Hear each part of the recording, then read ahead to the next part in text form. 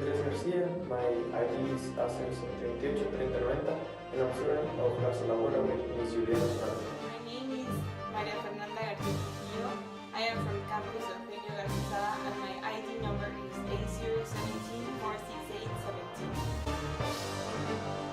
For today, I have the ID A01197615. I am from campus Eugenio García. My name is Isabela Ames. My ID number is A01570403 and I'm from campus Eugenio García. The Chernobyl disaster began in the early hours of Saturday, 26 April 1986. An explosion and fire released large quantities of radioactive contamination into the atmosphere. The contamination spread all over Europe. It is considered the worst nuclear power plant accident in history. There were identified 49 immediate deaths from trauma. Experts predict approximately 40,000 extra cancer deaths from radiation. From 1986 to 2000, over 350,000 people were evacuated from the most contaminated areas of Belarus, Russia, and Ukraine. Talk about exponential functions. The definition of an exponential function is a function in which the exponent is the independent variable. If the base is positive, then the graph will have positive values. But if the base is negative, the graph will have negative values. This is a standard form of an exponential function. Y equals to a to the x power, with the characteristic point will always be 0, 1. The horizontal asymptote equals to y equals to 0, and the vertical asymptote is non-existent. The characteristic point will not change unless the graph is translated. More than 5 million people live in areas that are considered to be contaminated with radioactive material from the accident. Every renovated house in Chernobyl today has an inscription on it bearing the name of the property owner. 200 tons of radioactive materials are still inside the reactor. Chernobyl's last reactor was shut down in 2000. Okay, so this is a basic exponential graph.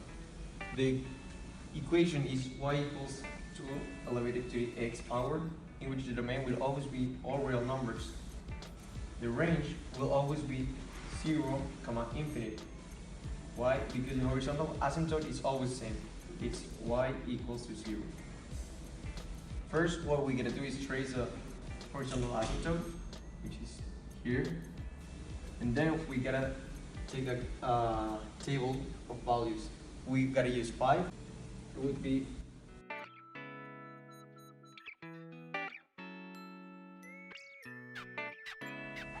then we just gotta wrap them.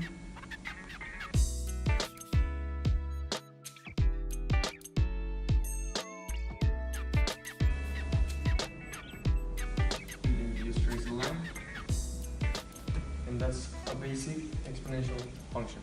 Many animals were affected by the radiation, and also many of them were born with mutations. But not only them, the lives of 7 million people were affected by the Chernobyl nuclear accident. Since 1986, thousands of children have been born with genetic defects and fatal heart conditions.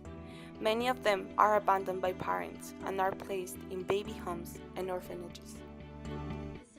Example of exponential growth, taking into consideration the human growth population over the years.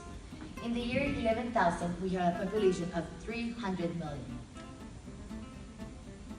In the year 13,000, we had a population of 400 million. In the year 1950, we had a population of 2.5 billion people. As you can see, the graph is escalating dramatically, because by the year 2000, we had a population of 5.5 billion people. We would graph this like this.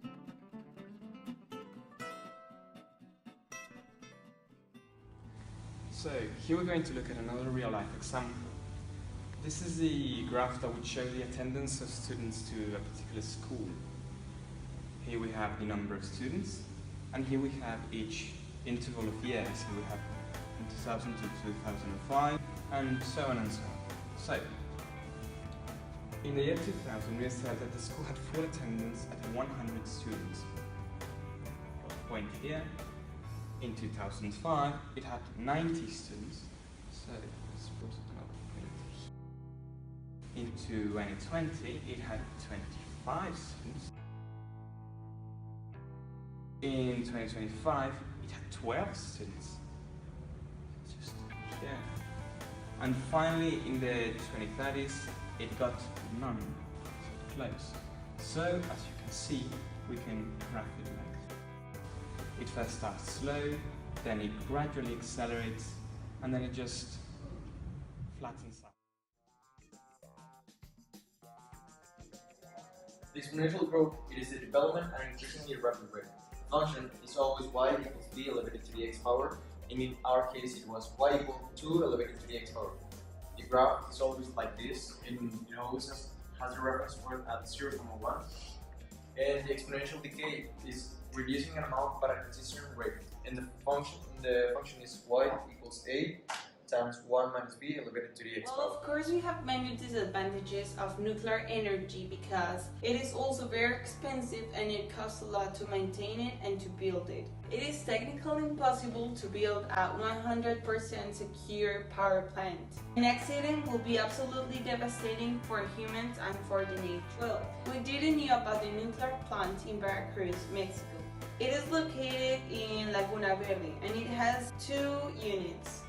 We think that it is safe because it is certificated by the Nuclear Regulatory Agency of Mexico and the National Commission for Security, Safety and Safeguards. And we also think that it is very dangerous to have a nuclear plant in our country because it's very risky if one day explodes. The reason the Chernobyl disaster has not until recently been able to be contained was because of the steam explosion itself. It blew off the top of the reactor, causing debris to spread in a cloud and through the wind. Nuclear energy is very dangerous because as nuclear elements decay, they release high energy particles that can cause burning and even damage DNA, causing mutations such as cancer. Do we think that the radiation created by the Chernobyl disaster reached Mexico? No. The cloud was too widespread for it to have affected us in any way. Some of it might have gotten here, but to be honest, it would be negligible to us. Besides the immediate effects of the explosion, which is the burning of everything in its path, there are dangerous environmental effects afterwards the explosion. For example, the cancers people near enough to the explosion developed due to the radiation, the contamination of water and ground, and the genetic mutations and diseases in the next generations. The solution is to prevent it at all costs. We need for countries to agree on not creating, nor using, nor storing these weapons. It was a very hard project, especially because the teams were made with students living in different zones of the city, which made it really hard for us to hang out. Especially because most of us had extracurricular activities in the afternoons and we had to make many sacrifices. Leaving that aside, it gave us the opportunity to meet new people and practice our organizing skills. We had to be really responsible, which will help us in the future, so that was good.